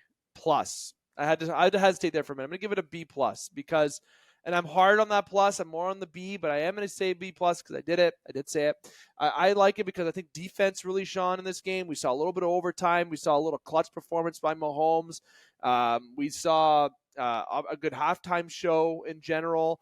Even the pregame with Post Malone playing, I thought that was really cool. I'm a Post Malone fan as well. So I think Reba did a fantastic job with the Yes, I'm so glad you said that because it is technically a felony to embellish the national anthem, and she almost played that thing note for note.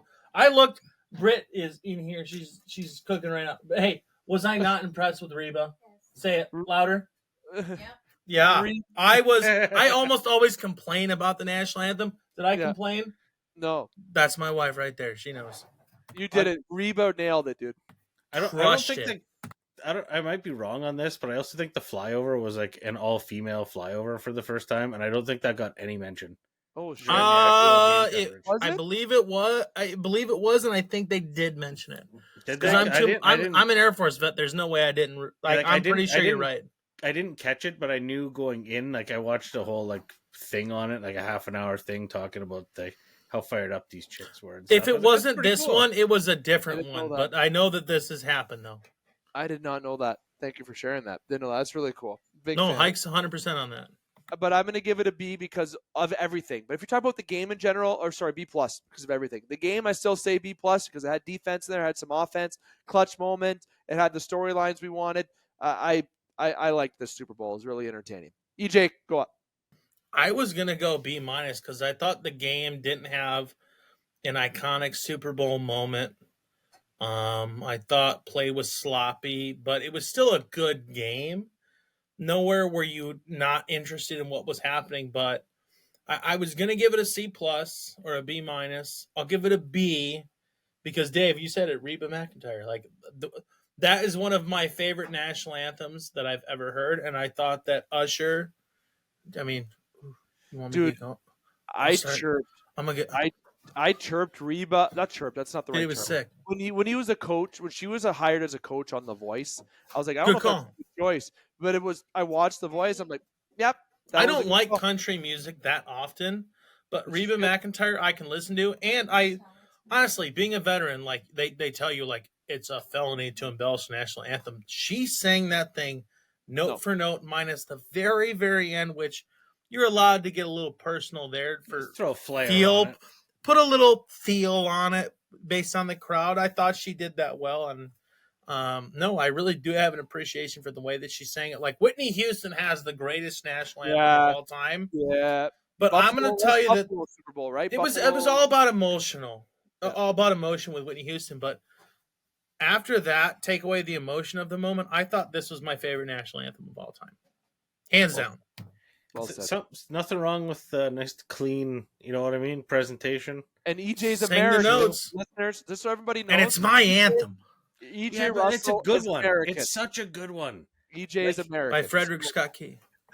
Like, if you're not like ready to rock and roll after that, you name me another national anthem where bombs are bursting in the air, baby. We're coming. Yeah, they're too busy trying to fit appropriate, politically correct things into ours. So I had to bite my tongue a lot and not say anything. And next thing you know, we can't say bombs bursting in air because air refers to a male.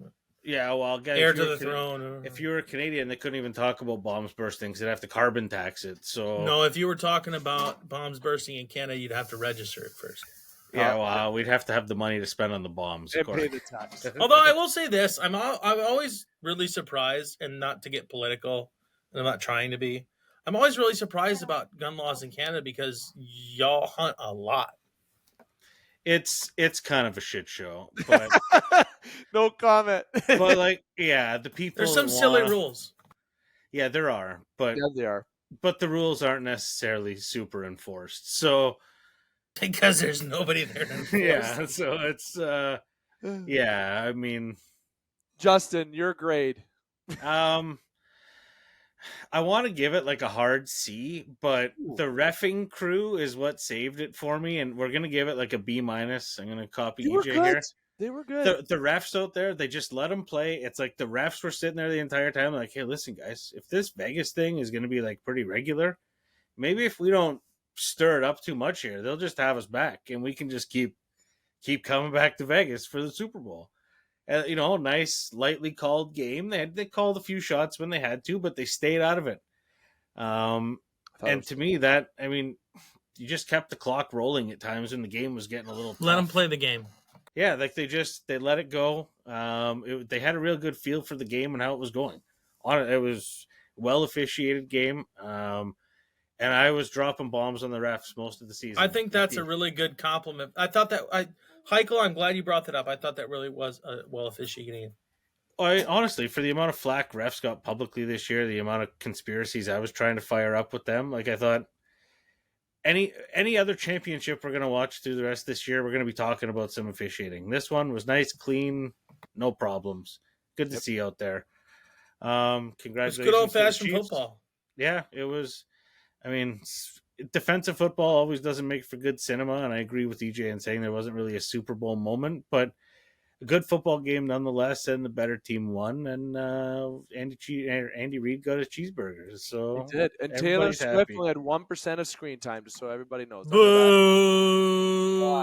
Boo you for bringing up Taylor Swift. Yeah, we only got like 2 American commercials up north here. So by the way, you want to hear something kind of funny? The Deadpool trailer, man. Oh, that was solid. Solid. Yeah, we got that one, and we got the Kawasaki commercial with Stone. You know what I thought was really funny? So we were sitting there. My wife and I were sitting there at Moe's Pub at 6:00, right, to get prep for the game, get our seats.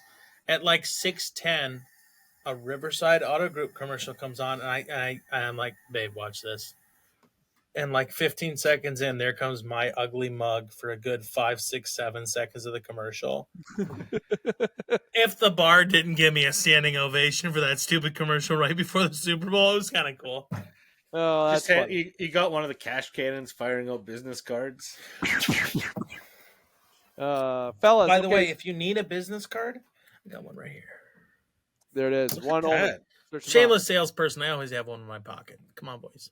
So, a couple points we'll bring up. I want to do the pick'em results, and then I'm going to do a quick announcement of all the reward winners before we go, and if there's any roundtable we could. But the pick'em results, Justin Hykel can announce. Remind everyone, right. Justin is the regular season champion, just so everybody knows. Credit there, the regular season champion. Listen, that's the most. If you understand the jokes with Indianapolis and hanging banners, that's the most suiting thing that could possibly happen to me. So true. Yeah, so EJ took it home, first place, finished the season with 178 points. This is the closest our pick'em has ever finished. This is. I will say this. I'm sitting here being all braggy, like, hey, Money Man Zill. This is the coolest finish of all time. Yeah, it's the best. I'm mad, but it's like 2 points from like EJ 178, Dave 177. I finished 176. That's crazy. 62%. Honestly, Is that 62%, 61? Next year, I think all three of us finished at 62% this year. It is the first time in the Game Sports podcast in the segment series ever where we have had a 1, 2, 3 finish, all dictated by 1 and 2 points. First time ever. Normally I crush them, and unfortunately I didn't. Next year, I think we'll try to keep it under 100 losses. Good goal. Ooh, no, you know what we should do? Or try to tie. We gotta find a new way to do scoring involving the predictions of the games. So if you're off by X, let me work through this. We'll workshop it. But like if you're like 3 points off, that's a 1 point loss. If you're 7 points off, that's a 2 point. But we have to figure out how to calculate that. It'll be complicated. Yeah, we'll work through it. Help us with that. Right now, it doesn't matter because all you need to know if you want to pick them, listen to me, not them. It was again. He still owed a trophy for the third year in a row. He's still no, not a trophy, buddy. That's right. The crown, right? It's a belt. It's a belt. The belt. I want the belt. Hey, I will say this though: what a lot of fun this year was in the Pick'em segment. I mean, every friggin' week, from like week 5 on, it was a battle. I had the most fun this year doing the Pick'em than I had every other year. Well, when it's close like that, it just keeps it silly some weeks. I mean, like I made stupid picks this year just to try to compete. Yeah. Otherwise, I would have crushed you all. And we weren't biased this year. I know, like, I picked against the Steelers. Yeah, I was. A good amount of time. I picked against them. I know EJ and I had a couple bets. EJ still owes me hot chicken wings. He has to eat 5 of them. I don't know if he remembers that. Doesn't remember that. No problem. Order them up. You think I'm afraid of chicken wings? You gotta eat 5 wings. You ever seen no free ads on this show? But has anybody ever seen Hot Ones? Yes. Yeah. Oh, I'd run the gauntlet. No problem. Let's go. I would love to do that show. Love it. I would love to do it with him. I know. Dave, here's what we'll do. Yeah, you can buy. Buy 2 kits, and we'll eat them. And I will go you versus me, wing for wing. Have any? You have. Or we should do 2. We should do 2 shows. Love or actually, that. No, we should do 1 show, and Hykel's the moderator. No, right, and he'll ask you a question and me the same question. I got some East Coast stuff that I got on right now. This is closer. Oh, Red Claw. Oh, that looks spicy. So it's from the East Coast. They make it with potatoes. No free ads. It sounds a lot less spicy now. But no, it's got a real good zing to it. Normally, spicy is made with peppers. Well, potatoes. it's also got peppers, but it's got that like the Russian potato juice in it there. I got the ghost. Oh, so it's filled with steroids. I had to get that. Well, yeah, a little bit of Russian gas. America. Nonetheless, the last thing I want to bring up before, and I'm going to go through this quickly, just to remind everyone of all the rewards that happened. We wanted to keep this show pure Super Bowl reaction. Most valuable player, Lamar Jackson, Offensive Player of the Year, Christian McCaffrey, Defensive Player of the Year, Myles Garrett. Not TJ Watt. Offensive Rookie of the Year. This is the easiest choice of the season. Where did he go to college? OH. Very good quarterback. Texans defensive end Will Anderson Jr. wins Defensive Rookie of the Year. Comeback Player of the Year. Come on, the Browns. Hey, the Browns get some awards. The Flak Attack. We cleaned up, man. We cleaned up at the NFL awards. Joe Flacco. Coach of the Year, Coach Kevin Stefanski. Wow, almost said that wrong. Would have been a shame. Walter Payton Man of the Year. Gotta go with my Steelers defensive tackle, Cameron Hayward. By the way, he is a Buckeye, but I hate him because he's a Steeler. But out of everyone that was eligible for the Walter Payton Man of the Year award, Congratulations to Cam Hayward. He has deserved this for such a long time, and he's going to wear that patch the rest of his career, whether he retires this year or not. It is, in my opinion, the Walter Payton Man of the Year award is the most important award of the year because it's not just about being a good player. It's about being a good person, a good humanitarian. Congratulations to Cam Hayward. Great. Assistant Coach of the Year, Browns Defensive Coordinator, Jim Schwartz. FedEx Air and Ground Players of the Year, Brock Purdy and McCaffrey. There's more awards. I'll only name a few more here. Art Rooney Sportsmanship Award, Seahawks Bobby Wagner. Celebration of the Year went to Giants quarterback Tommy DeVito with his Italian-inspired celebration. And Moment of the Year, CeeDee Lamb's 91-yard touchdown reception from Dak Prescott. I personally would like to amend the Moment of the Year to when the Cowboys got knocked out by the Packers and the world applauded. Yes. And let's say last, I think this is a good way to end the show. Rank Patrick Mahomes in terms of top quarterbacks of all time as of today. Where does he sit? What number? Don't say who's ahead, who's behind. What number are you putting him at? And if I'm going to give you a number, I am putting him at number, people are thinking I'm crazy, number 3. I'm putting him at number 3 right now of all time, and he's not even done yet. EJ. I think number 3 is a bit early. I will say that wholeheartedly, I believe that Patrick Mahomes had the greatest start to an NFL career that any quarterback has ever had. And the sky doesn't even look like it's close to the limit. I mean, we're looking at the stars, the sun, and other galaxies. To beat Tom Brady is an incredible feat. To beat Joe Montana, Terry Bradshaw, or even Joe Namath is a very difficult thing to do. There's only one guy to ever beat Peyton Manning twice in the Super Bowl, and that's Eli. Patrick Mahomes has never really had that adversary yet, and I think that there is a chapter to his career that needs to be had. I think that in order to be considered the greatest of all time, you need to have a little bit of adversity. You need to have an adversary to play against. And for Peyton Manning, that was Eli and the New York Giants in the way of accomplishing some of the greatest things in NFL history. So I think that Patrick Mahomes definitely, I will agree, has or say, and if you don't agree, I don't care, but I think we can all agree that he has had the greatest start to any NFL quarterback in history, minus maybe Brock Purdy. And I wish him all the success in the world. And I think that he is going to have a great career. And I think that we are going to see the Super Bowl matchup again in the next 5 years, so long as these teams can keep their core together. I think the Niners are going to have a harder time doing it than the Chiefs.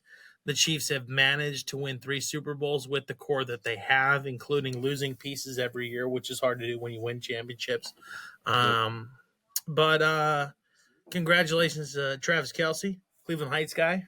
Go Browns. Go Cleveland. Anybody that knows me on this podcast know if you're from Cleveland, I'm with you. We ride or die together. So congratulations to the Kansas City Chiefs. Congratulations to Jason Kelce for having what looked like a fantastic weekend. And time. With the Rey Mysterio mask and the Kansas City Chiefs overalls. I saw this funny meme. It's like, here's to you and me, you and me, you and me, and your friend Steve. And it's just Jason Kelce with the Rey Mysterio mask. Like, just tearing it up. The guy was rocking out to Adele, man. The guy was singing Adele. He was listening to Adele. By the way, Adele is a Cleveland Browns fan, if you didn't know, because her husband is. Oh, well, she was forced. I'm done. Yeah, love you all. Happy NFL year. Happy to win the title again. Dave, I expect my wrestling belt 3 times. Send it next week. Justin. I want a red one, a blue one, and a black one, just like in the WWE. Give me all 3. Ooh, undisputed Universal Champion, CJ Russell. Justin, where does Mahomes land on, as they're saying, the Mount Rushmore of quarterbacks? I mean, I agree with EJ that 3 might be a little overzealous right now. He's not on Mount Rushmore yet. He's top 10 for sure. I would consider him top 10. I wanted to say top 15, but I think that's a little low. A top 10. I have a hard time putting him in front of Warren Moon, though. Warren Moon, jeez. Good. Yeah, there's a lot of good ones. There's a lot of good ones. Like a lot of the quarterbacks on that top 10 list didn't get gifted Andy Ben Reid. Roethlisberger, I think. Like I'm not a big Ben guy, but some guys had to like chew and claw their way through and earn those spots, and some guys, like I think it feels like Mahomes was gifted it, even though when you look at the tape, he's not being given anything. No, he's not like the. He has to work for absolutely everything. I just think that the Andy Reid and him, like that relationship, just that was the key to his success. By the way, does anyone else get away with yelling at Andy Reid other than Travis Kelce? No, other than maybe Patty Mahomes. I see a lot of people on the internet having an issue with that, but I don't really have an issue with that. I had no issue with that. That's your best player, one of the captains on your team telling you, give me the ball. If you're not a good enough coach that you can't hear that and listen to it and be constructive, then you're not a good coach. That's why I love Andy Reid. Like you want stuff like that. First, like if you you hear what Andy Reid said in the post-game interview, he's like, I love that. Yeah, that's exactly, and that's how you should, and that's why Andy Reid is successful. That's why guys like him are still around. I mean, he's like, it's funny because he's like the anti-Bill Belichick in a sense, but like some guys are either like, they're either the all players coach guy or the all like military. I think Andy Reid's a good blend of the two. Closing in on a multi. Andy Reid's like, hey, let's go get a couple of cheeseburgers, but if you don't know how to eat these right, don't eat these fucking cheeseburgers with me. He's just an old school players coach. He's a players coach, but he's not letting you down easy. I don't think that's. No. I mean, honestly, if that didn't work to Kelce, you want Andy Reid up in your face afterwards? I don't. He's bigger than Kelce. You wouldn't have Andy Reid. You'd have Mama Kelce in your face. Well, true. Now, fellas, this has been the season finale of In the Pocket. Another season has come and passed, and it's been a treat as always. We've had a good time on this season, and before you know it, we'll have next season going again. There's a lot of, as everybody knows, there's a lot of big things coming up with the show and the podcast this year, and we've already transitioned it since November, but even into this year, a lot of the changes, and we appreciate all the support with this show. That being the Game Sports Podcast, all the shows affiliated with us, but also the segments that we do. We put a lot of time and effort into them, and we love the interaction that you have. Things are growing on TikTok, social media. To make sure you don't hesitate to that like, follow, and subscribe, and interact with us. It goes a long way with us. We love the crowd interaction, the fan interaction, whatever way you want to put it, and we're very excited to continue to bring you content. And just because In the Pocket is done for this season doesn't mean that we won't have football news come to you. There's the draft. I'll have EJ come on time. Yeah, I don't only speak football. Well, yeah, no, there's that. Justin, obviously, everyone knows who knows Justin speaks more. So you'll see these faces all over the different parts. What does Justin cover? Not saying it. The overall scope of the Game Sports Podcast hasn't changed. So we shows routinely.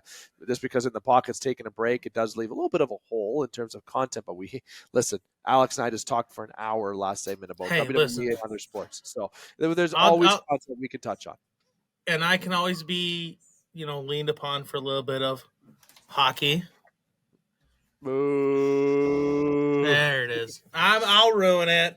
I've been trying to set it up all day. March Madness around the corner. We got baseball still. There's still WWE news going around. WrestleMania season. NHL. There's a lot of Cody Rhodes versus Roman Reigns is going to light this up.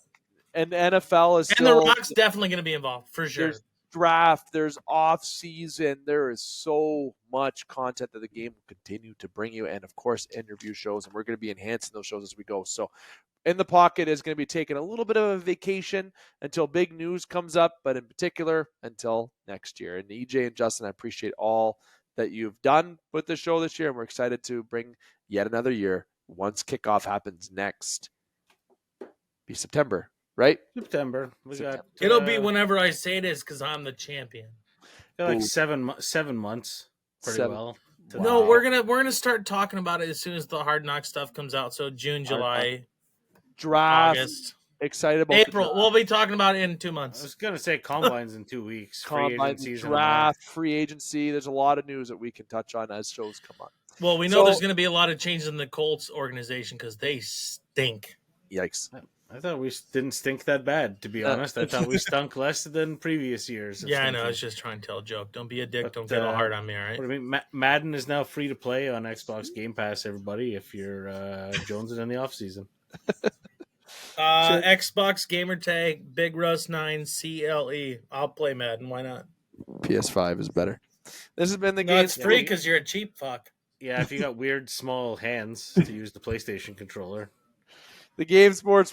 That's funny. The Game Sports podcast. Powered You can't even say it seriously. 91 Network. If you're doing a podcast, want to join our community or be a part of the Game Sports podcast along with other podcasts on 91N, email 91networkssm@gmail.com. Again, this is the season finale of In the Pocket, and we had a great season. Thank you again to EJ and Justin, of course, for taking the time on this season. But you're going to see them on the other segments that we have here on the game, and a lot more to come.